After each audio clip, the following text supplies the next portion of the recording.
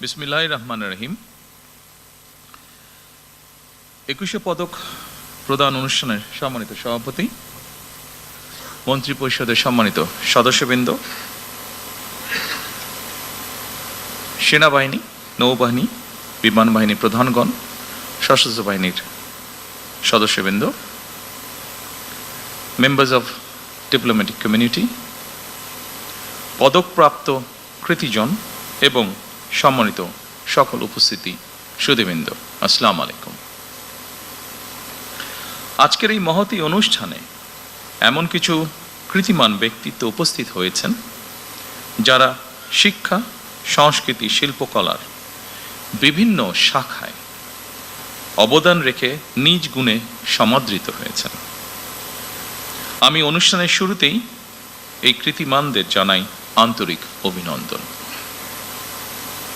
রাজনীতিবিদগণ রাষ্ট্র পরিচালনার দায়িত্বে থাকলেও একজন রাজনৈতিক কর্মী হিসাবে আমি বিশ্বাস করি জ্ঞানী গুণীজন দিক নির্দেশনার ভূমিকা পালন করে থাকেন।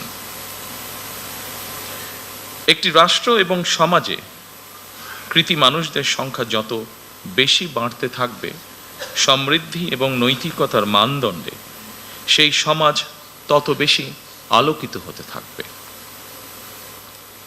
সুতরাং রাষ্ট্র তার নিজের প্রয়োজনে জ্ঞানী গুণী মানুষদের সম্মানিত করে। সম্মানিত সকল উপস্থিতিবৃন্দ, সুধীবৃন্দ, এই উপলব্ধি থেকেই স্বাধীনতার ঘোষক শহীদ প্রেসিডেন্ট জিয়াউর রহমান স্বাধীন বাংলাদেশে প্রথমবারের মতন 21শে পদক প্রবর্তন করেছিলেন। এটি শুধু একটি পদকই নয়, বরং এই পদকের মধ্য দিয়ে 52 ভাষা আন্দোলন থেকে আজ পর্যন্ত বাংলাদেশের ঐতিহাসিক ঘটনাবলীকে স্মরণে আনার পাশাপাশি যেসব বিজ্ঞজন শিক্ষা, সাহিত্য, শিল্পকলা, গবেষণা ও চর্চায় নিজেদেরকে এবং রাষ্ট্র ও সমাজকে সমৃদ্ধ করেছেন, তাদের সঙ্গে আপামর জনসাধারণের পরিচয় ঘটে। শুরুতেই 3টি বিষয় পুরস্কার প্রদানের মাধ্যমে 1976 সালে রাষ্ট্রীয় সম্মাননা পুরস্কার 21শে পদকের যাত্রা শুরু হলেও বর্তমানে ভাষা আন্দোলন, মুক্তিযুদ্ধ, শিক্ষা, গবেষণা, শিল্পকলা, বিজ্ঞান ও প্রযুক্তি সহ সম্ভবত কমপক্ষে 12টি ক্ষেত্রে বিশেষ অবদানের জন্য এই সম্মাননা দেওয়া হচ্ছে। এটি নিঃসন্দেহে একটি ইতিবাচক অর্জন। জ্ঞান, বিজ্ঞান কিংবা সাহিত্য চর্চার ধারা আরও শানিত এবং বিকশিত হোক, এই প্রত্যাশা করছি আমরা সকলে। শিক্ষা, গবেষণা এবং শিল্প সাহিত্যের চর্চাকে আরও বেগবান করতে রাষ্ট্র এবং সরকার তার দায়িত্ব অবশ্যই পালন করবে। আমি বিশ্বাস করি শিক্ষা, গবেষণা এবং শিল্প সাহিত্য চর্চাকে রাজনীতিকরণ করা কখনোই সভ্য সমাজের পরিচায়ক নয়। শিক্ষা, সাহিত্য, শিল্পকলা, বিজ্ঞান ও প্রযুক্তি অর্থাৎ জ্ঞান বিজ্ঞানে সব শাখায় যাতে দেশ এগিয়ে যেতে পারে, নৈতিক মানসম্পন্ন তেমন একটি উদার গণতান্ত্রিক রাষ্ট্র ব্যবস্থা প্রতিষ্ঠার লক্ষ্যে বর্তমান গণতান্ত্রিক সরকার অবশ্যই কাজ করবে। আমাদের এই যাত্রায় দেশের বিজ্ঞজনদের দিক নির্দেশনা অবশ্যই প্রত্যাশিত। সম্মানিত সুধীবৃন্দ, আমাদের জাতীয় ইতিহাসে ফেব্রুয়ারি মাসের গুরুত্ব অপরিসীম, আর 21শে ফেব্রুয়ারি আমাদের আত্মপরিচয়ের স্মারক। বলা যায় আমাদের সংস্কৃতি চেতনার প্রাণ প্রবাহ 21শে ফেব্রুয়ারি।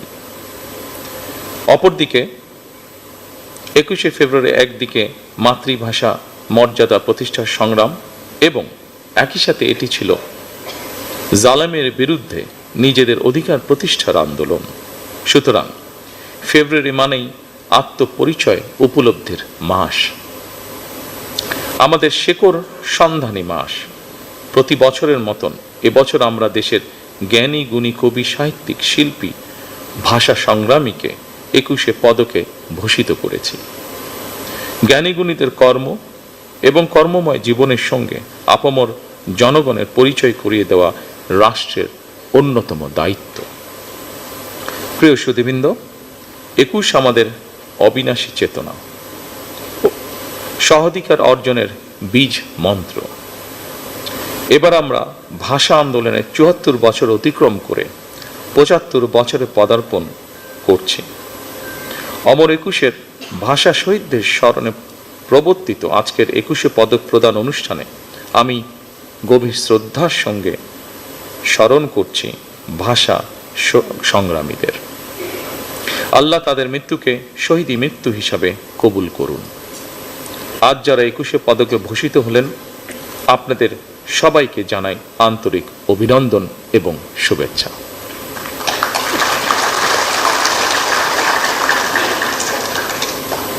আপনাদের সৃজন মুখর জীবন আরো দীর্ঘ হোক, কল্যাণময় হোক, আল্লাহর দরবারে সেই প্রার্থনা করছি। বাংলা ভাষা ও সাহিত্য নিশ্চয়ই একদিন বিশ্ব সাহিত্যের জগতে আলো ছড়াবে, এমন গর্বিত দিনের প্রত্যাশা করে আমি আমার বক্তব্য শেষ করছি। আল্লাহ হাফেজ। বাংলাদেশ জিন্দাবাদ। মাননীয় প্রধানমন্ত্রীকে তার মূল্যবান ভাষণ প্রদানের জন্য আন্তরিক ধন্যবাদ ও কৃতজ্ঞতা জানাচ্ছি।